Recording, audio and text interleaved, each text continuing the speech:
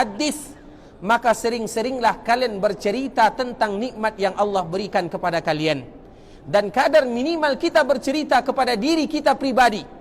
Kita mengingat dan mengulang dan mengungkit nikmat Allah Subhanahu wa taala. Kita kembali mengulang, wahai fulan, kita berbicara kepada diri kita, wahai fulan, bukankah dulu kamu bisa melihat yang namanya Masjid Nabawi hanya dari jarak jauh saja?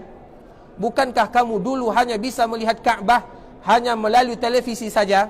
Nah, sekarang kamu datang ke Masjid Nabawi dan sekarang kamu berkeliling di samping Ka'bah Al-Musyarrafah. Ini merupakan nikmat Allah Azza wa Jal. Sehingga dengan mengulang-ulang nikmat Allah Subhanahu wa taala, maka itu adalah di antara bentuk supaya kita semakin bersyukur kepada Allah. Itulah yang disebutkan oleh Allah Azza wa Jal, wa amma bi ni'mati rabbika fahaddits. Sedangkan nikmat yang Allah berikan kepada kalian, maka ceritakan nikmat tersebut. Dan minimal kita bercerita kepada diri kita pribadi. Kemudian kita menceritakan nikmat tersebut kepada orang-orang yang kita cintai, kepada istri kita, kepada anak kita, kepada keluarga kita. Intinya tujuannya adalah supaya kita semakin bersyukur dan bersyukur kepada Allah Subhanahu wa taala. Kemudian salawat dan salam juga kita aturkan buat baginda Rasulullah sallallahu alaihi wasallam, seorang nabi dan rasul yang sangat sayang kepada kita sebagai umatnya. Rasulullah sallallahu alaihi wasallam berkorban siang dan malam demi kita sebagai umatnya. Rasulullah sallallahu alaihi wasallam berdoa kepada Allah. Setiap kali Nabi sallallahu alaihi wasallam beribadah kepada Allah, maka Nabi sallallahu alaihi wasallam tidak pernah melupakan kita sebagai umatnya. Nabi sallallahu alaihi wasallam menyelipkan di antara doa-doa yang Nabi baca adalah bagaimana Allah Subhanahu wa taala memberikan ampunan kepada kita sebagai umat Nabi sallallahu alaihi wasallam yang datang setelah Nabi sallallahu alaihi wasallam. Di dalam kesempatan yang lainnya, Rasulullah sallallahu alaihi wasallam sering menangis mengeluarkan air mata juga karena kita sebagai umatnya.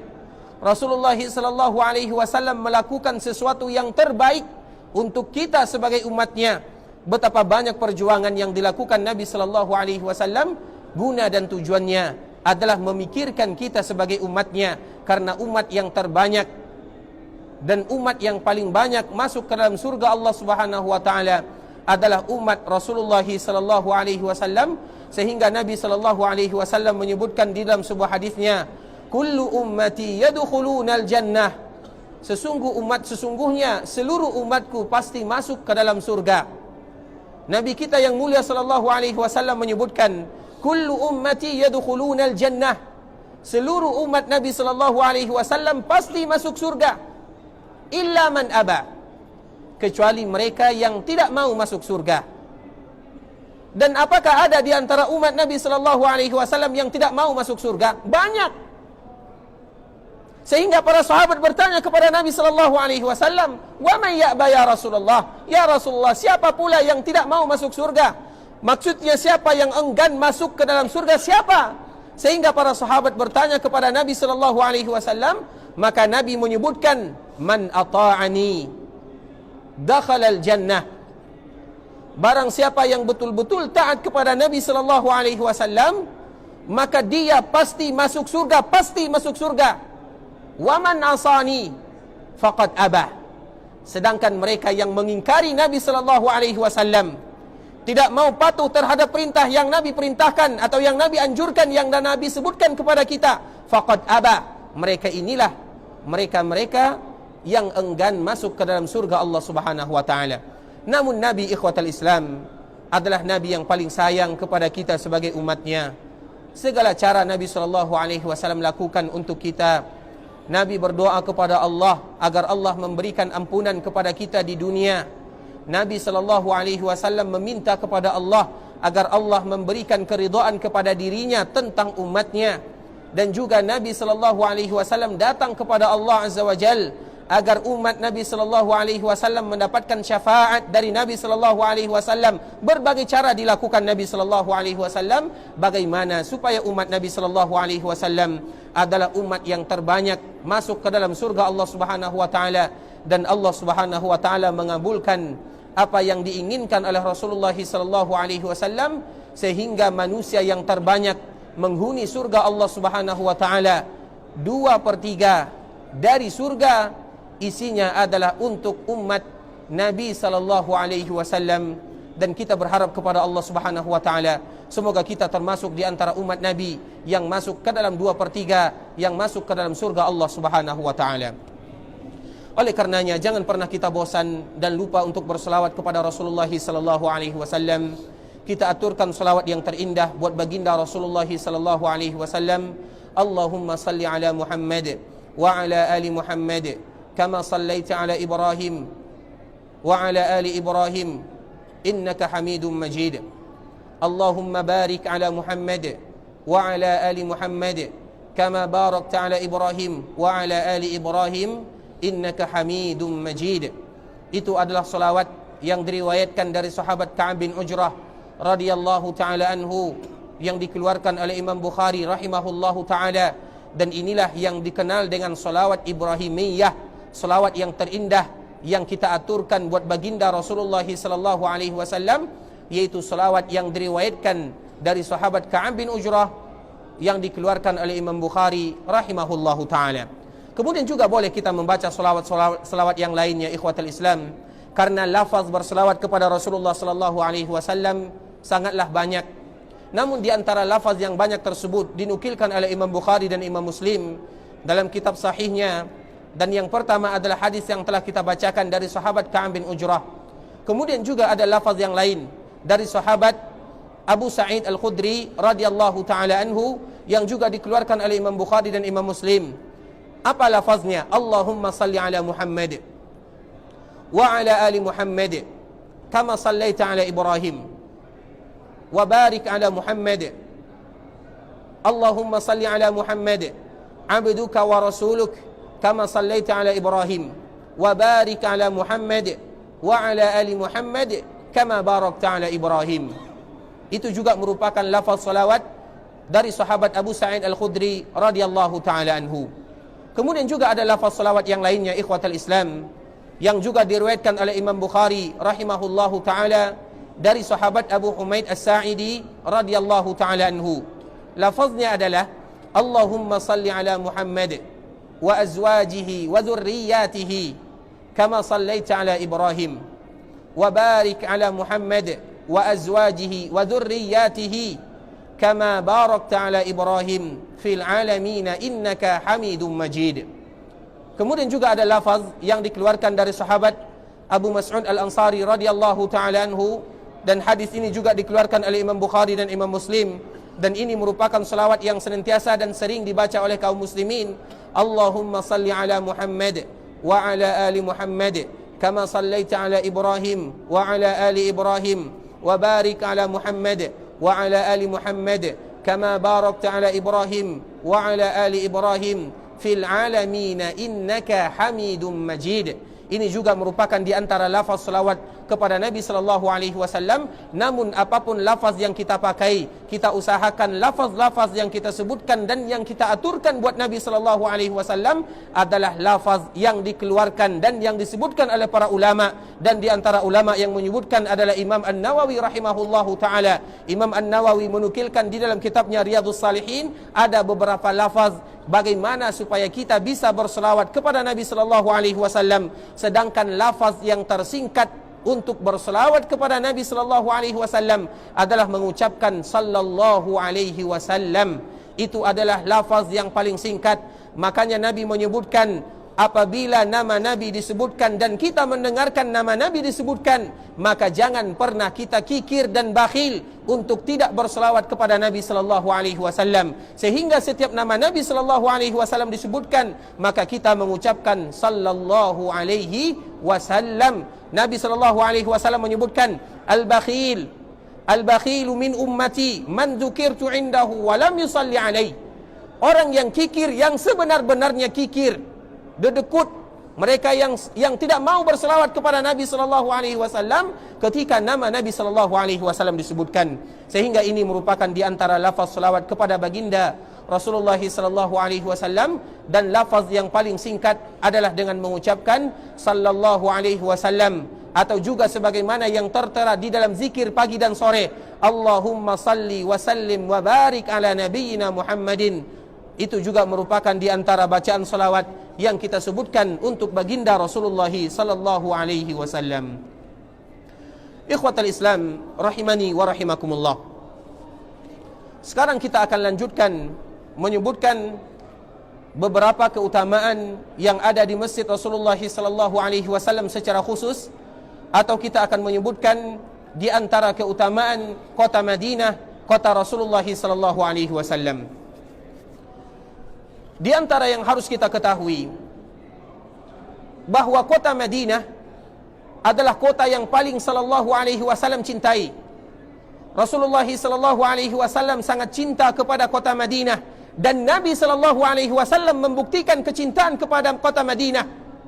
Jangankan kota Madinah atau bukan kota Madinah saja yang Nabi cintai, bahkan orang-orang yang ada di Madinah atau yang kita kenal dengan orang-orang Ansar juga sangat dicintai oleh Rasulullah sallallahu alaihi wasallam. Bahkan Rasulullah sallallahu alaihi wasallam memerintahkan kepada kita dan menjadikan sebuah tanda keimanan dan kemunafikan, sebagaimana yang dikeluarkan oleh Imam Bukhari rahimahullahu taala, ayatul iman hubbul ansar wa ayatun nifaqi bughdul ansar. Di antara bentuk keimanan yang dimiliki seorang manusia atau salah seorang di antara umat Nabi sallallahu alaihi wasallam adalah kecintaan mereka kepada orang-orang Ansar. Wa ayatun nifaq, dan di antara bentuk kemunafikan yang dimiliki oleh umat Nabi sallallahu alaihi wasallam ketika mereka benci kepada orang-orang Ansar. Kenapa demikian, ikhwatal Islam? Kita tahu Rasulullah sallallahu alaihi wasallam sangat cinta kepada kota Madinah, dan Nabi sallallahu alaihi wasallam juga cinta kepada orang-orang yang ada di Madinah. Kita sebutkan di antara contohnya. Kita mengetahui ketika terjadi perang Hunain, sebuah peperangan yang diabadikan oleh Allah Azza wa Jalla di dalam Al-Quran. Dan kita juga tahu perang Hunain ini terjadi pada tahun atau setelah terjadinya Fathu Makkah, karena waktunya tidak terlalu lama jaraknya. Setelah Fathu Makkah, kemudian Nabi sallallahu alaihi wasallam pergi ke sebuah daerah yang bernama Hunain. Jadi Fathu Makkah ini, ikhwatal Islam, dengan perang Hunain waktunya bersamaan atau terjadi dalam tahun yang sama. Siapa di antara kita yang ingat kapan terjadi Fathu Makkah?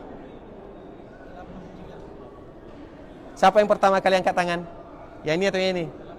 Silakan. Tahun berapa? Tahun ke-8 Hijriah. Perang Hunain berarti terjadi pada tahun ke-8 Hijriah. Berarti sama ya. Perang Hunain dan Fathu Makkah terjadi pada tahun ke-8 Hijriah.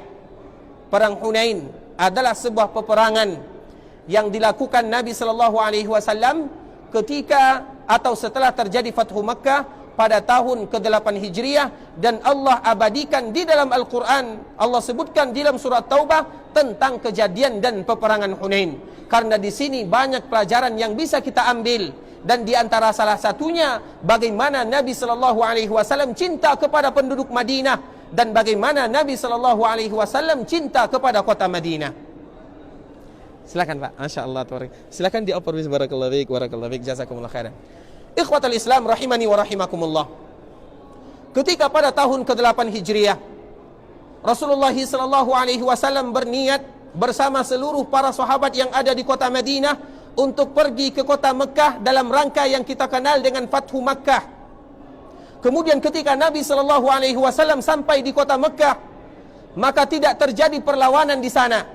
Karena kita tahu sahabat jumlahnya sangat banyak, dan orang-orang Mekah mengatakan kepada dirinya, la taqata lakumul yaum. Pada hari ini, kata orang-orang Quraisy yang ada di Mekah, yang mereka belum lagi masuk ke dalam Islam, kita tidak akan bisa menghadangi dan menghalangi dan melawan Muhammad dan pasukannya.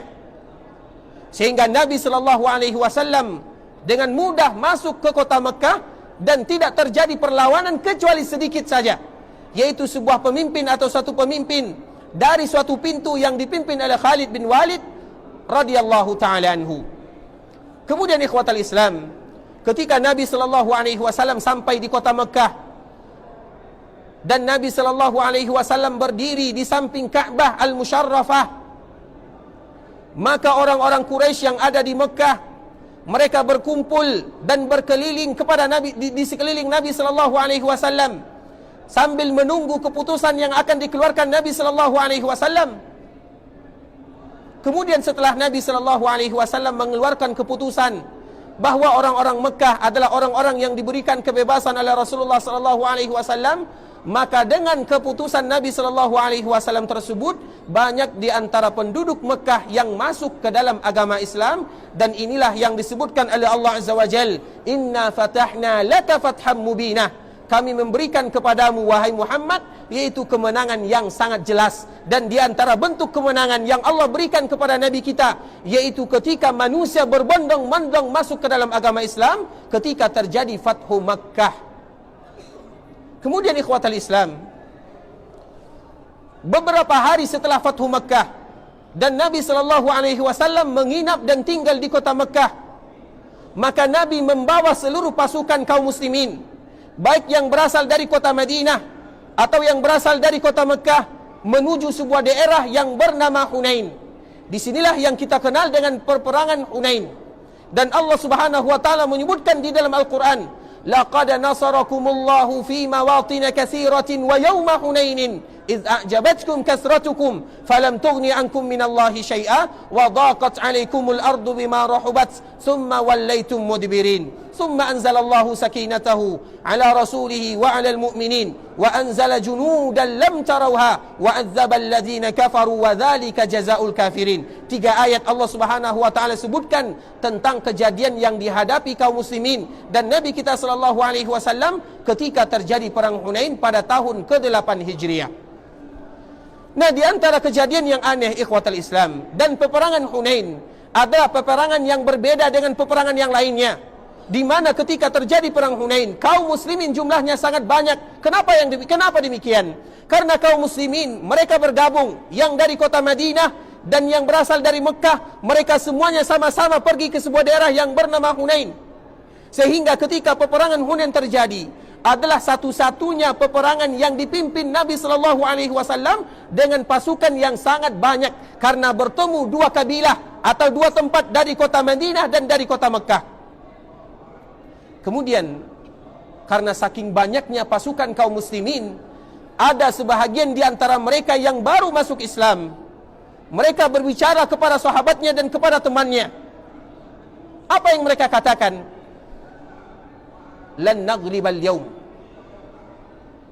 Hari ini kita adalah pasukan yang tidak akan terkalahkan, kata sebahagian kaum muslimin yang baru saja masuk ke dalam agama Islam.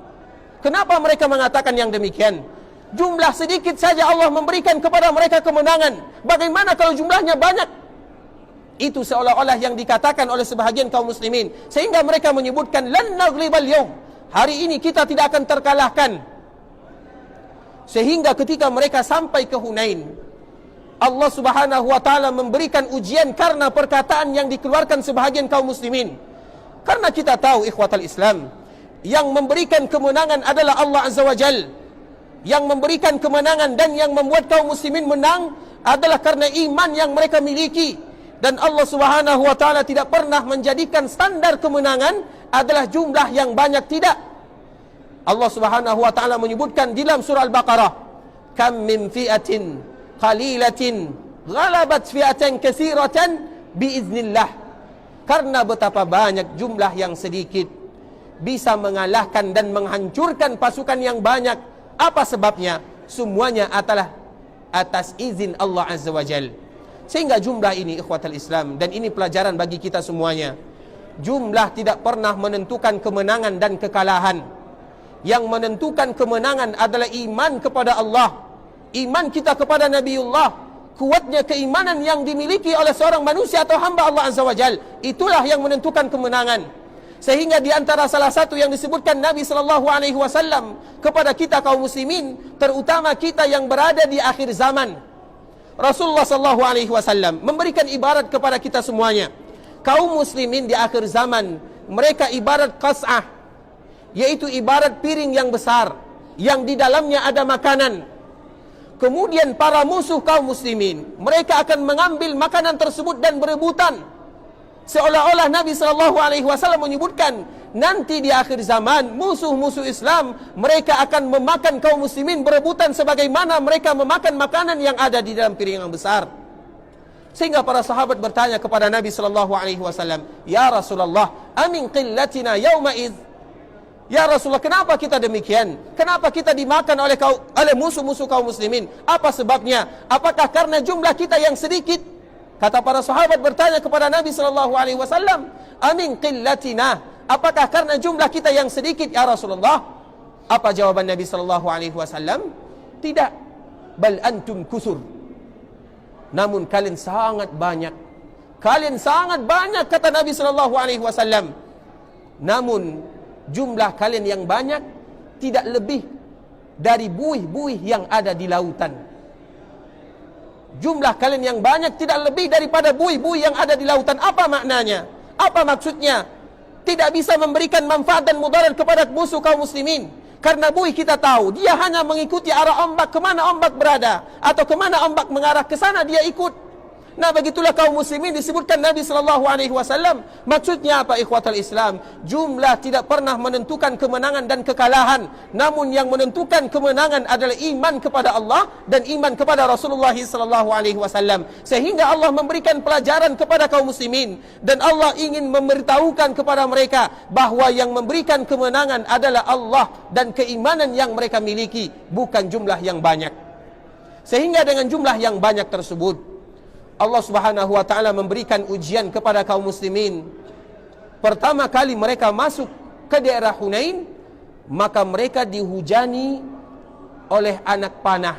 Karena memang orang-orang yang ada di Hunain ahli di dalam memanah. Sehingga ketika kaum muslimin yang jumlahnya puluhan ribu, mereka dihujani oleh anak panah, maka kebanyakan mereka lari meninggalkan Nabi SAW. Dan tidak tersisa bersama Nabi SAW kecuali sedikit. Ada yang menyebutkan 10 orang saja, ada yang menyebutkan 100 orang yang tinggal bersama Nabi SAW. Intinya kaum muslimin mereka meninggalkan Nabi, lari.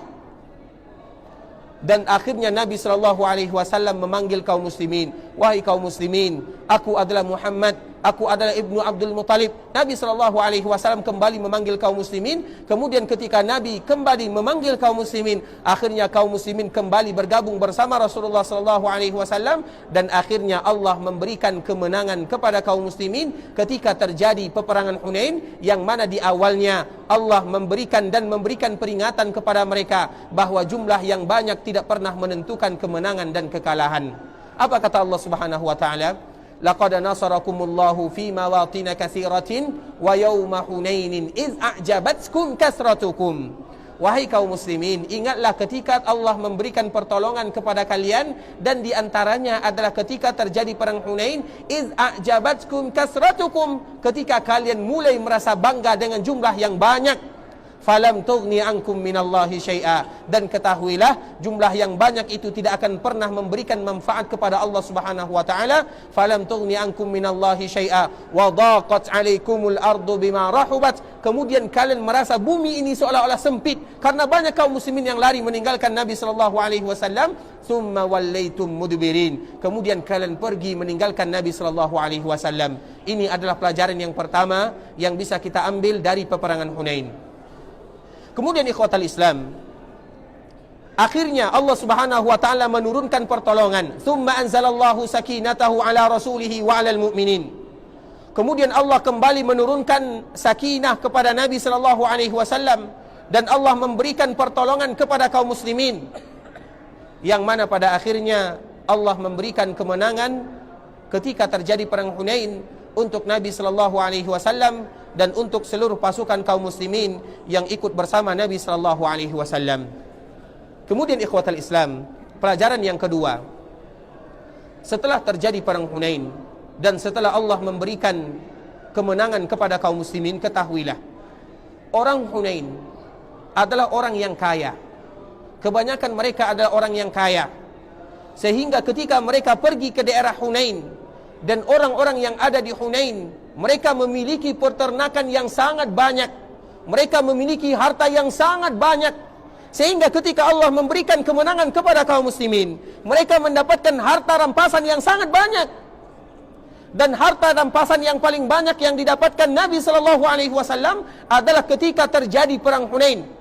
Puluhan ribu banyaknya unta yang didapatkan, puluhan ribu kuda yang didapatkan. Begitu juga dengan harta yang lainnya. Intinya perang Hunain adalah peperangan yang menghasilkan ghanimah, harta rampasan yang sangat banyak yang dimiliki oleh Nabi SAW, kemudian dibagi-bagikan kepada kaum muslimin yang ikut bersama Rasulullah SAW.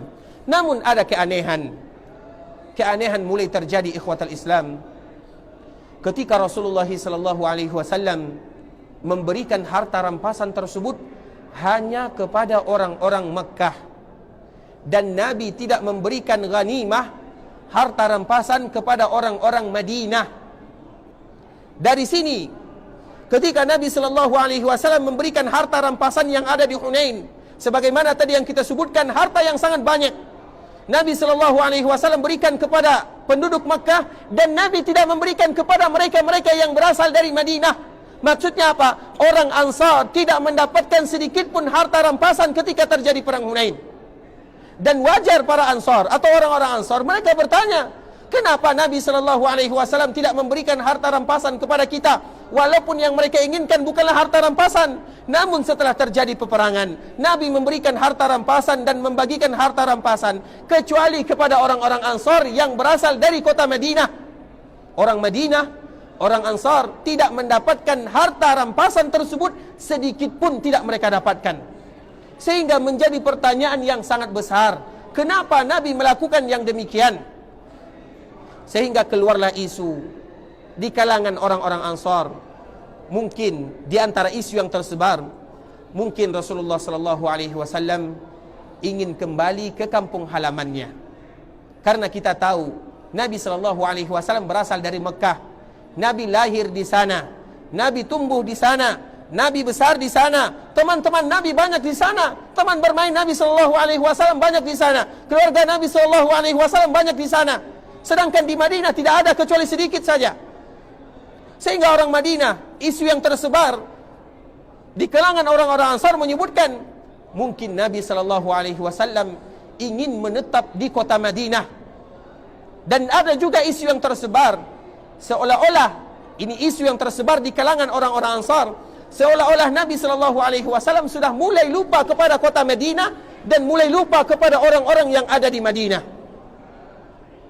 Yang namanya isu ikhwatal Islam otomatis cepat tersebarnya, terutama isu tentang kenapa Nabi SAW tidak memberikan atau tidak melakukan hal yang biasa Nabi lakukan ketika terjadi peperangan.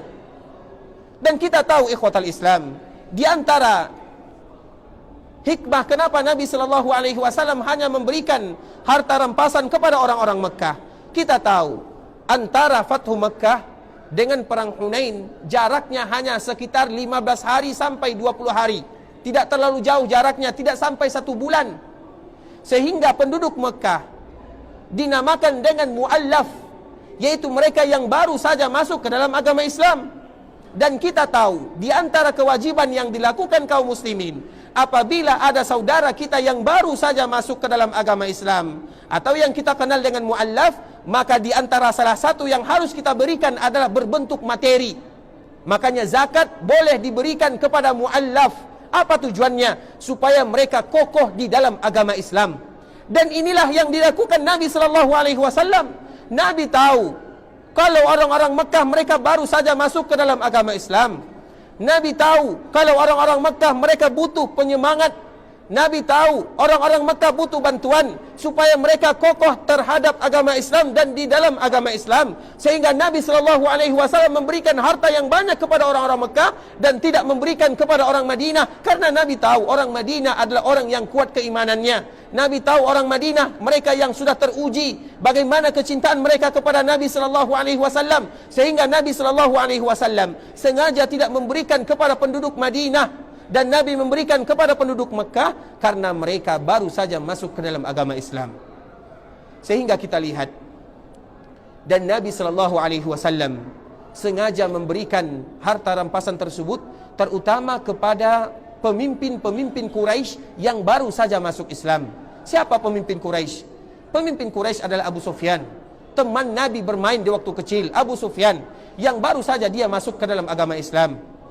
Sehingga Nabi SAW memanggil Abu Sufyan, kemudian memberikan kepada Abu Sufyan 100 ekor unta. Dan kita tahu, unta itu adalah harga atau barang yang paling berharga di kalangan orang-orang jahiliyah. Bahkan sampai sekarang, unta itu adalah sebuah harta yang sangat berharga. Bahkan seluruh orang-orang Arab atau orang-orang yang ada di sekitar Arab ini merupakan suatu kebanggaan ketika mereka memiliki unta. Unta itu adalah harga yang berharga. Unta itu adalah barang yang sangat berharga yang dimiliki oleh orang-orang jahiliyah dulunya. Dan begitu juga ketika mereka masuk ke dalam agama Islam. Sehingga Nabi memberikan kepada Abu Sufyan 100 ekor unta. Bukan jumlah yang sedikit, 100 ekor unta. Kemudian ada lagi pemimpin Quraisy yang lainnya, yang bernama Safwan bin Umayyah. Safwan ini adalah anaknya Umayyah. Dan Umayyah ini dulunya adalah majikan Bilal bin Rabah yang meninggal ketika terjadi perang Badar. Sehingga Safwan ini masih dendam kepada kaum muslimin. Walaupun dia sudah masuk ke dalam agama Islam, namun Nabi tahu ayahnya meninggal di Badar dan dibunuh oleh Bilal. Sehingga dendamnya masih ada kepada kaum muslimin, terutama kepada Bilal. Sehingga ketika dia masuk Islam, walaupun pertama kali dia masuk ke dalam agama Islam, tujuannya adalah untuk menjaga dirinya supaya tidak dikejar dan dicari kaum muslimin, maka Nabi sengaja memanggilnya. Ketika Nabi memanggilnya, maka Nabi berikan kepadanya 100 ekor unta.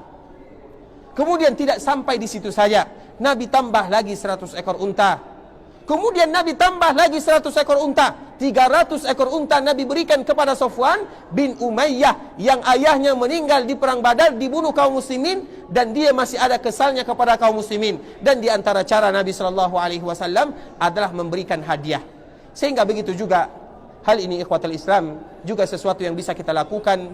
Rasulullah SAW menyebutkan tahaddu tahabbu, saling memberi hadiahlah kalian, karena dengan saling memberikan hadiah maka akan tumbuh benih-benih kecintaan di dalam hati kalian.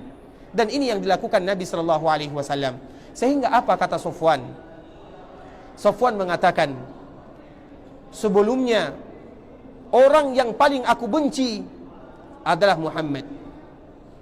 Agama yang paling aku benci adalah agama Muhammad. Namun setelah Nabi SAW memberikan kepadanya 100 ekor unta, kemudian ditambah 100 ekor unta, kemudian ditambah lagi 100 ekor unta, maka orang yang paling aku cintai, kata Safwan, adalah Muhammad SAW.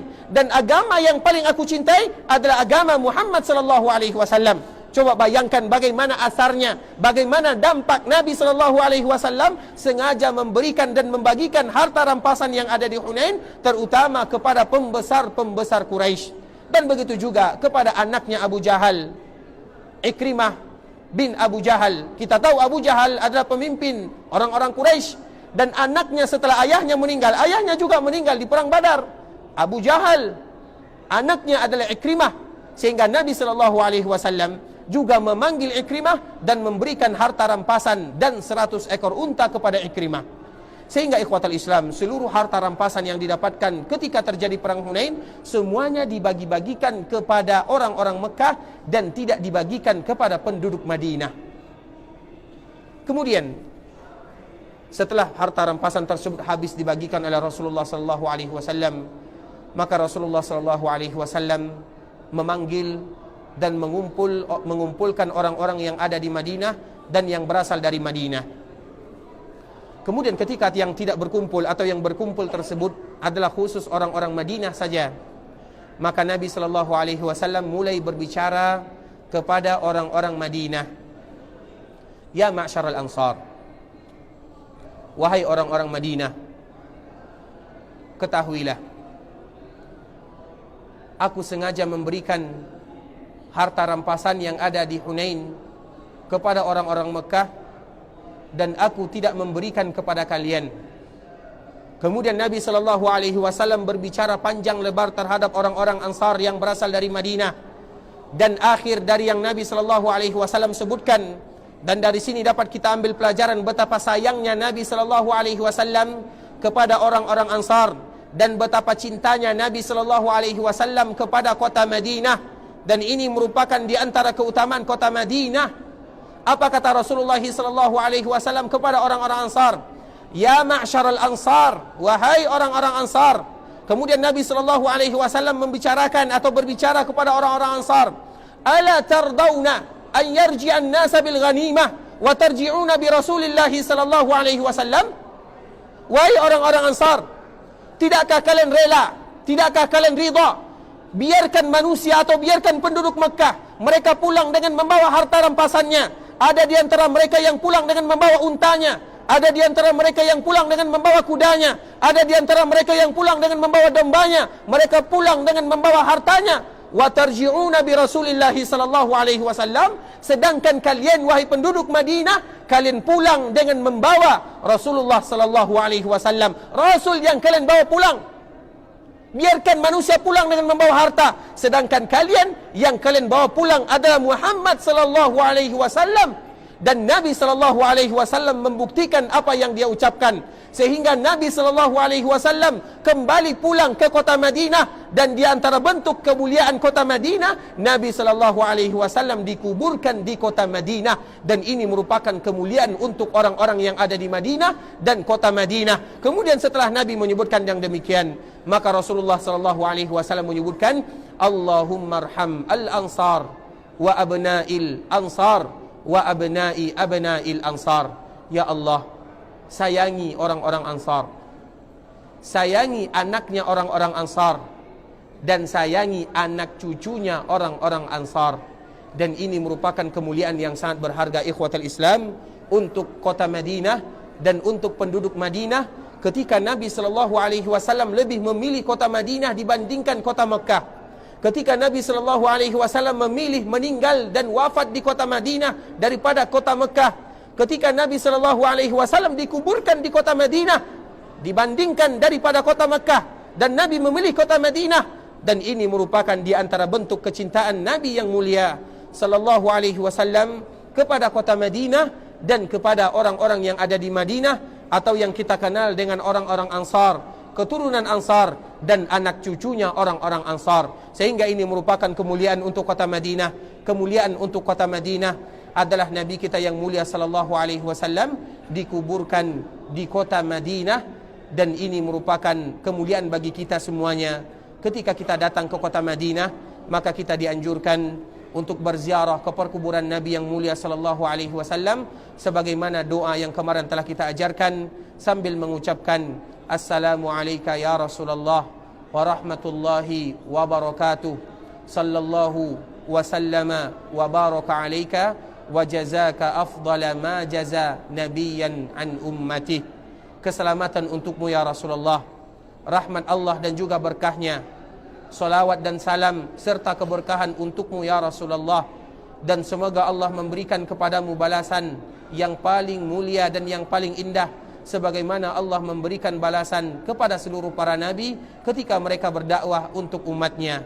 Kemudian kita bersaksi di hadapan Allah Azza wa Jal sambil mengucapkan, ya Rasulullah, kami bersaksi ballautar risalah, engkau betul-betul telah menyampaikan risalah, wa addaital amanah, dan engkau telah menyampaikan amanah, wa nasahtal ummah, dan engkau telah memberikan kepada kami nasihat, wa jahadta fillah haqqa jihadi, dan engkau betul-betul berjuang di jalan Allah sebenar-benar perjuangan, hatta atahul yaqin, sampai Allah Subhanahu wa taala memanggilmu. Dan Allah memanggil Nabi kita sallallahu alaihi wasallam di kota Madinah, dan ini merupakan kemuliaan di kota Madinah. Ketika kita berada di kota Madinah, kita bersama Nabi kita yang mulia sallallahu alaihi wasallam, dan seolah-olah kita bertetangga dengan Nabi yang mulia sallallahu alaihi wasallam.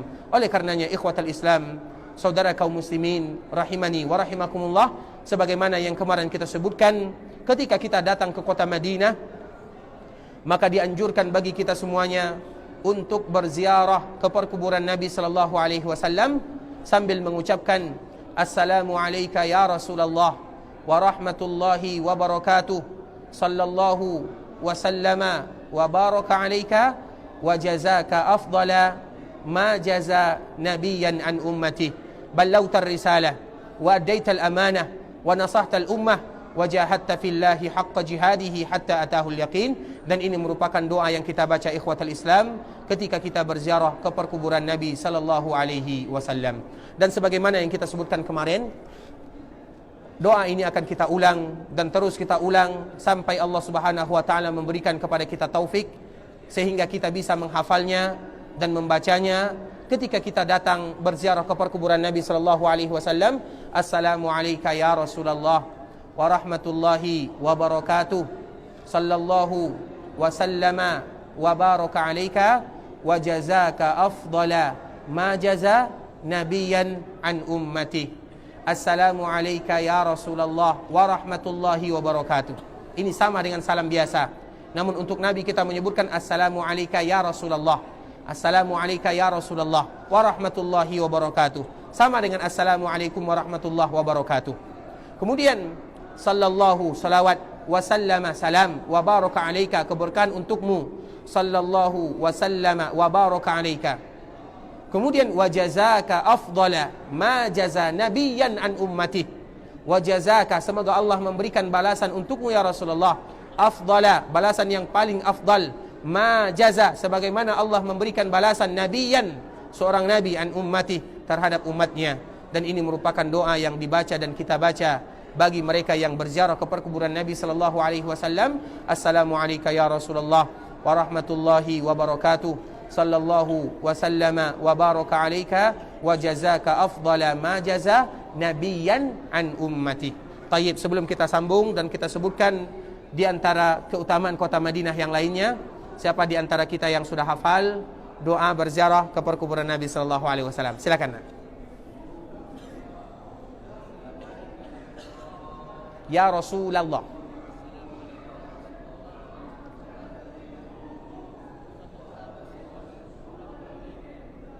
Wa jazaka.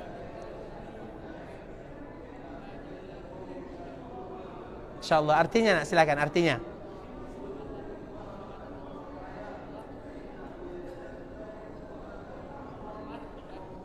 Masya Allah, terus.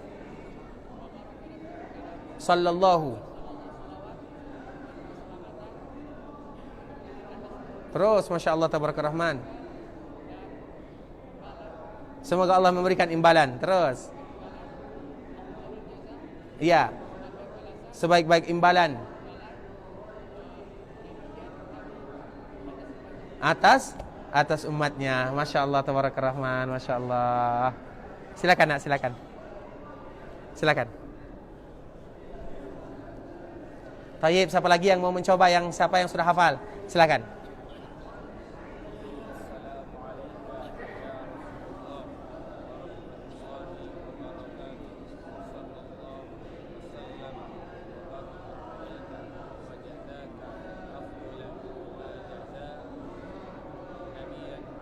Masya Allah, lancar ya, artinya silakan.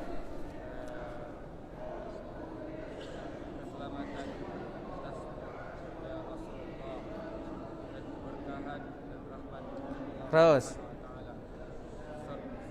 Salawat. Salam. Keberkahan. Imbalan untukmu, yaitu yang paling afdal, yang paling baik.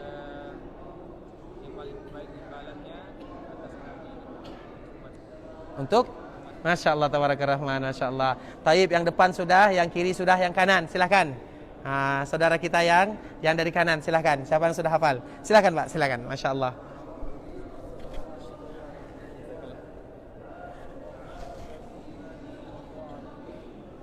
Sallallahu wa sallama wa baraka alaika wa jazaka afdala nabiyan an ummati. Biasanya yang nomor 3 ini tidak boleh salah ya. Ulang lagi Pak, silakan. Masya Allah ya, barakallahu fikum. Ulang sekali lagi. Assalamu alayka ya Rasulullah wa rahmatullahi wa barakatuh. Sallallahu wa sallama wa baraka alayka wa jazaka afdala nabiyan. Masya Allah, tabaraka rahman, Masya Allah, tabaraka rahman. Barakallahu fiik. Semoga insya Allah sehat selalu ya Pak ya. Barakallahu fiik, barakallahu fiik. Barakallahu fiik, barakallahu fiik. Jazakumullah khairan. Ikhwatal Islam rahimani wa rahimakumullah. Dan ini merupakan sebagaimana tadi yang kita sebutkan, di antara keutamaan kota Madinah, Nabi suka dan cinta kepada kota Madinah, dan di antara cintanya Nabi ke kota Madinah, Nabi SAW dikuburkan di kota Madinah. Dan sering kita sebutkan ikhwatal Islam, satu-satunya Nabi yang kita ketahui di mana dia dikuburkan, satu-satunya Nabi yang kita ketahui di mana dia diwafatkan, satu-satunya Nabi yang kita ketahui di mana sekarang posisinya adalah Nabi SAW. Sehingga seluruh kaum muslimin dari manapun mereka berasal, ketika mereka ditanya di manakah Nabi SAW meninggal, di manakah Nabi SAW wafat, dan di manakah Nabi SAW dikuburkan, semua kaum muslimin pasti mengatakan Nabi wafat di kota Madinah dan Nabi dikuburkan di kota Madinah. Dan ini merupakan keutamaan untuk Nabi kita yang mulia SAW, yang tidak diberikan oleh Allah Azza wa Jalla kepada nabi-nabi yang lainnya. Kenapa demikian? Di antara salah satunya adalah keutamaan untuk kita sebagai umat Nabi SAW. Kita tahu di mana Nabi kita. Kita kenal di mana Nabi kita wafat, kita mengetahui di mana Nabi kita dikuburkan, sehingga dengan mudah dan leluasa kita berziarah ke perkuburan Nabi SAW. Sedangkan Nabi yang lainnya, tidak satu pun para Nabi yang diketahui secara pasti di mana mereka dikuburkan dan di mana posisi mereka ketika mereka wafat. Kenapa? Karena Allah ingin menjaga para Nabi tersebut. Sedangkan Nabi SAW, dia berdoa kepada Allah Azza wa Jal sebelum Nabi meninggal, 5 hari sebelum Nabi meninggal. Apa kata Rasulullah SAW? Dia berdoa kepada Allah, yaitu di dalam sebuah riwayat yang dikeluarkan oleh Imam Malik dalam kitabnya Al-Muwatta. Rasulullah SAW menyebutkan, Allahumma la taj'al qabri wasanan yu'bad. Ya Allah, jaga kuburku, pelihara perkuburanku, jangan sampai perkuburan tersebut dijadikan sebagai wasan. Wasan itu artinya sesuatu yang diibadati selain Allah Azza wa Jal. Dan Allah mengabulkan doa Nabi SAW. Apa kata ibunda kita Aisyah radhiyallahu ta'ala anha? Walaula zalika, kalau seandainya Nabi tidak berdoa kepada Allah dengan doa yang tadi kita bacakan, maka kita tidak akan mengetahui di mana Nabi kita dikuburkan sebagaimana nabi-nabi yang lainnya. Namun Nabi berdoa kepada Allah, dan Allah mengabulkan doa Nabi SAW, sehingga dengan mudah dan keutamaan bagi kita semuanya ikhwatal Islam, dengan mudah kita berziarah dan mengetahui di mana Nabi SAW meninggal dan dikuburkan. Dan Nabi meninggal dan dikuburkan di kota Madinah, yang mana sekarang ikhwatal Islam tidak jauh jaraknya Nabi SAW dengan kita, sehingga kita dengan mudah berziarah, datang mengucapkan salam untuk Nabi kita yang mulia sallallahu alaihi wasallam. Kemudian ikhwatal Islam rahimani wa rahimakumullah, juga di antara keutamaan kota Madinah yang kemarin sempat kita singgung sedikit, bahwa kota Madinah namanya adalah Tabah dan Tibah. Kota Madinah selain nama Al-Madinah, namanya adalah Tabah dan Tibah.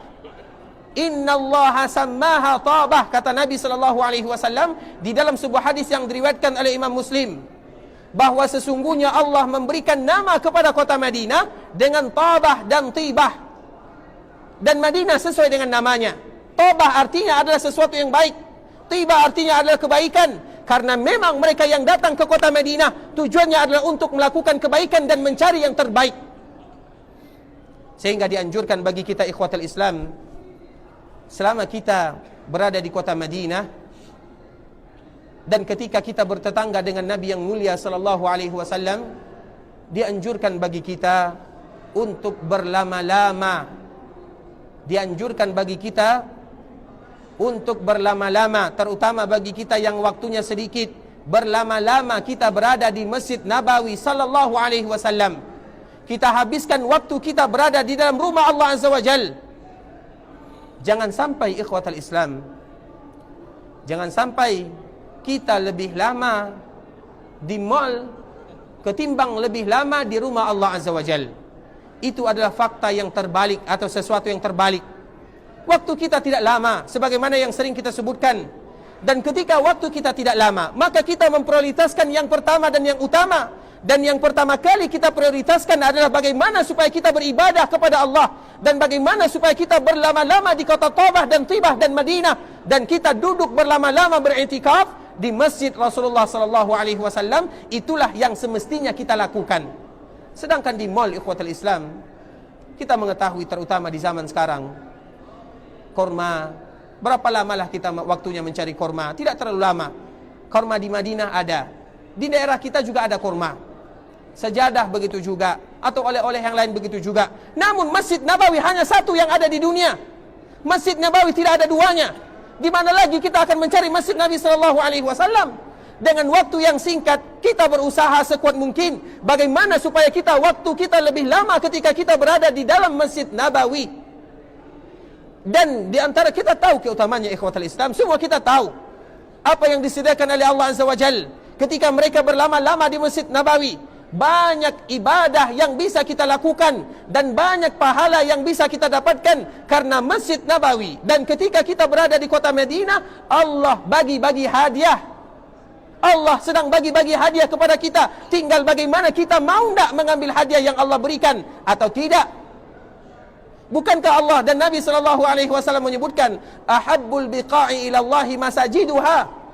Bukankah tempat yang paling dicintai oleh Allah Azza wa Jal adalah masjidnya? Jadi kenapa kita harus bosan datang dan duduk di masjid Rasulullah sallallahu alaihi wasallam? Kita tunggu, ikhwatal Islam, dan kita melihat keadaan kaum muslimin, betapa banyak di antara mereka yang semangat ketika mereka berada di masjid Rasulullah sallallahu alaihi wasallam, dan ini merupakan sesuatu yang baik dan yang indah yang harus kita lakukan dan yang kita contoh. Sebelum solat subuh sudah ada di antara kaum muslimin yang datang ke Masjid Nabawi jam 3, 2 jam, 3 jam sebelum solat subuh. Kemudian setelah solat subuh mereka menunggu sampai waktu syuruk, kemudian istirahat sejenak, kemudian mereka datang lagi sebelum melaksanakan solat zuhur. Jangan sampai, ikhwatal Islam, jangan sampai ketika kita berada di kota Nabi, berada di Masjid Nabawi, kita terlambat. Kalau di Madinah saja kita terlambat melakukan salat berjamaah bersama kaum muslimin, bagaimana kalau di masjid kita yang ada di daerah kita? Bagaimana dengan kita, atau bagaimana dengan masjid yang ada di daerah kita? Sehingga ini merupakan himbauan kepada kita semuanya. Kita usahakan berlama-lama di kota Rasulullah sallallahu alaihi wasallam dan di masjid Rasulullah sallallahu alaihi wasallam, karena Madinah namanya adalah Taubah dan Tibah. Dulu, ikhwatal Islam, dulu Madinah itu hanya sebesar Masjid Nabawi ini. Dulu Madinah tidak besar, yaitu hanya sekitar atau sebesar masjid yang kita lihat sekarang. Itulah luasnya kota Madinah. Namun sekarang Allah Subhanahu wa taala memberikan kesempatan kepada penduduk Madinah sehingga kota Madinah itu sangat besar, dan dianjurkan bagi kita semuanya, ikhwatal Islam, agar bagaimana supaya kita berlama-lama berada di masjid Rasulullah sallallahu alaihi wasallam ketimbang kita berlama-lama di tempat tinggal kita. Makanya kalau bisa, selama kita berada di kota Rasulullah sallallahu alaihi wasallam, kita menghabiskan, walaupun kita mungkin sebahagian di antara kita datang ke masjid Rasulullah sallallahu alaihi wasallam karena kecapean, mereka tidur, tidak apa-apa. Karena ini masjid Rasulullah sallallahu alaihi wasallam, dan inilah yang dilakukan oleh sahabat-sahabat Nabi sallallahu alaihi wasallam. Sebenarnya, ikhwatal Islam, kalau kita bicara, sangat banyak keutamaan kota Madinah dan masjid Rasulullah sallallahu alaihi wasallam. Dan nanti akan kita sebutkan sedikit demi sedikit bagaimana keutamaan kota Rasulullah dan bagaimana keutamaan masjid Rasulullah sallallahu alaihi wasallam. Dan di antara salah satu keutamaannya, Nabi sallallahu alaihi wasallam menyebutkan, salatun fi masjidi hadza khairun min alfi salatin fi ma siwah. Hadis ini adalah hadis yang dikeluarkan oleh Imam Bukhari dan Imam Muslim. Nabi kita yang mulia sallallahu alaihi wasallam menyebutkan, salatun fi masjidi hadza khairun min alfi salatin fi ma siwah illa al-masjidal haram. Apa kata Rasulullah sallallahu alaihi wasallam? Sesungguhnya mereka yang melakukan ibadah salat ketika mereka berada di kota Madinah dan di masjid Rasulullah sallallahu alaihi wasallam, maka lebih baik daripada 1000 kali lipat dibandingkan mereka salat di tempat biasa. Dari hadis yang mulia ini dapat kita ambil 2 pelajaran yang sangat berharga. Yang pertama, Nabi sallallahu alaihi wasallam menyebutkan salatun fi masjidi hadza, yaitu mereka yang melakukan ibadah salat di Masjid Nabawi. Kita tahu di dalam bahasa Arab ada namanya ma'rifah, ada namanya nakirah. Ma'rifah itu biasanya dan kebiasaan tandanya adalah dengan menggunakan alif lam. Contoh misalnya, ini bahasa Arabnya al-kitabu. Apabila kita menyebutkan al-kitabu, berarti itu adalah sebuah yang ma'rifah. Ma'rifah itu artinya ma'rifat. Ma'rifat itu artinya sesuatu yang kita ketahui. Berarti kalau kita sebutkan al-kitabu, itu adalah bentuk ma'rifah. Sebuah kitab, mana kitabnya? Ini kitabnya. Jelas kitabnya mana. Misalnya kita memegang pena misalnya, atau pensil misalnya, kita sebutkan dengan al-qalamu, kita pakai alif lam di awalnya. Al-qalamu, itu adalah ma'rifah. Sebuah pena atau sebuah pensil, mana penanya? Ini penanya. Kita ketahui jelas. Itu namanya ma'rifah. Kemudian ada namanya nakirah. Nakirah itu diambil dari kata-kata nakirah. Nakir.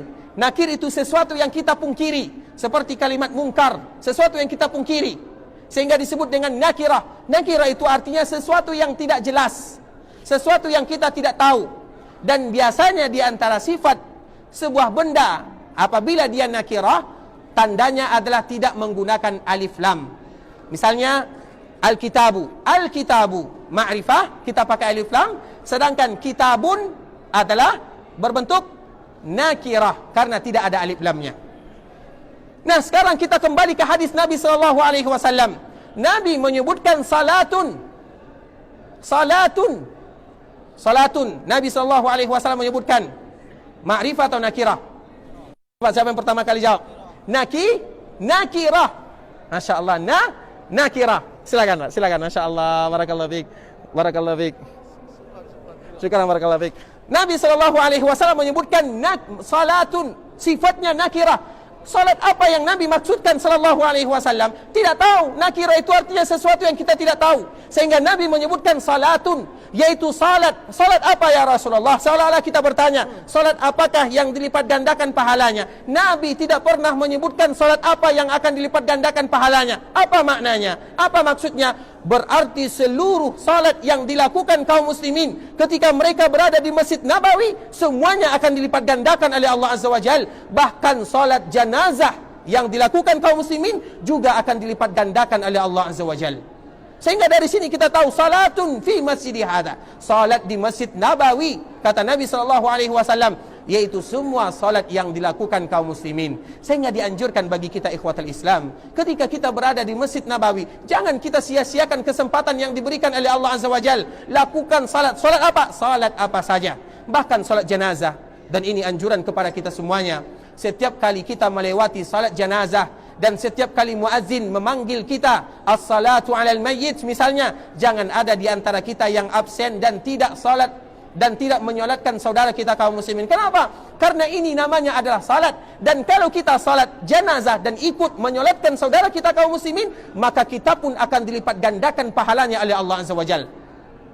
Sehingga kita tahu salatun sifatnya adalah nakirah, berarti semua ibadah salat yang dilakukan kaum muslimin mereka akan mendapatkan pahalanya. Kemudian kita lanjutkan hadis Nabi SAW. Salatun fi masjidi hadha khairun min alfi salatin fi ma siwah illa al-masjidil haram. Nabi menyebutkan sesungguhnya salat yang dilakukan kaum muslimin ketika mereka berada di Masjid Nabawi dan di Masjidil Haram yang ada di Mekah, dan khusus di Masjid Nabawi, Nabi menyebutkan khairun min alfi salah. Artinya apa? Lebih baik daripada 1000. Nabi tidak menyebutkan barang siapa yang salat di Masjid Nabawi pahalanya 1000. Bukan. Tapi lebih baik daripada 1000. Berapa lebih baiknya? Tergantung bagaimana kita melakukan salat. Semakin khusyuk, semakin bagus, semakin banyak pahalanya. Dan ini sama dengan firman Allah. Assalamualaikum warahmatullahi wabarakatuh. InsyaAllah kita sambung besok setelah maghrib. Wallahu ta'ala alam.